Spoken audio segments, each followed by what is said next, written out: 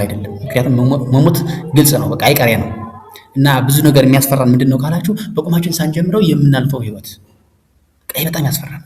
በነገራችን ላይ በአሜሪካን በሉት በየትኛውም የዓለማችን ክፍል ስኬታማ የሆኑ ሰዎች ታሪክ ሲጠና አብዛኞቹ ጉዟቸውን የጀመሩት ከምንም ተነስተው ነው፣ ከድህነት ተነስተው ነው፣ ከማጣት ተነስተው ነው። እንደውም ታዋቂው ጸሐፊ ብሪያን ትሬሲ፣ ይሄ በነገራችን ላይ በጣም ታዋቂ አጥኚ ነው።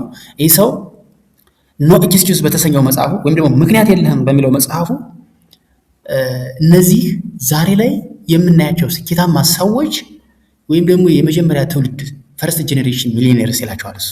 እነዚህ ሰዎች ባለጠጎች ናቸው፣ የመጀመሪያ ትውልድ ባለጸጎች ናቸው።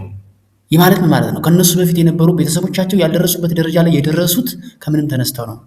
እንደነ ቢል ጌት እንደነ ዋረን በፌት ያሉ ሰዎችን ብንመለከት ጥናቶች እንደሚያሳዩት 80% የሚሆኑት ሰዎች ሚሊዮኔሮች ማለት ነው እና ቢሊዮኔሮች በዓለም ላይ ያሉት የጀመሩት በትንሽ ገንዘብ ነው። የጀመሩት ከድሃ ቤተሰብ ነው። የተነሱት ከማጣት ነው። ስለዚህ ከብዙ ዳም ይህን እናንተም መቀየር ማድረግ እንደምንችል ታውቃላችሁ። ምናቸው እነዚህ ሰዎች የተጠቀሙት አእምሯቸውን የተጠቀሙት ማይንድ ሴታቸውን የተጠቀሙት በቃ የመስራት የመቀየር የማደግ ልዩ ፍላጎት ኖራቸው እሱ ነው የተጠቀሙበት። ዘ ሚሊየነርስ ኔክስት ዶር በተሰኘው መጽሐፍ ውስጥ ደግሞ ደራሲዎቹ ቶማስ ስታንሊ እና ዊሊያም ዳንኮ ከ500 በላይ ሚሊዮነሮችን አጥንተዋል።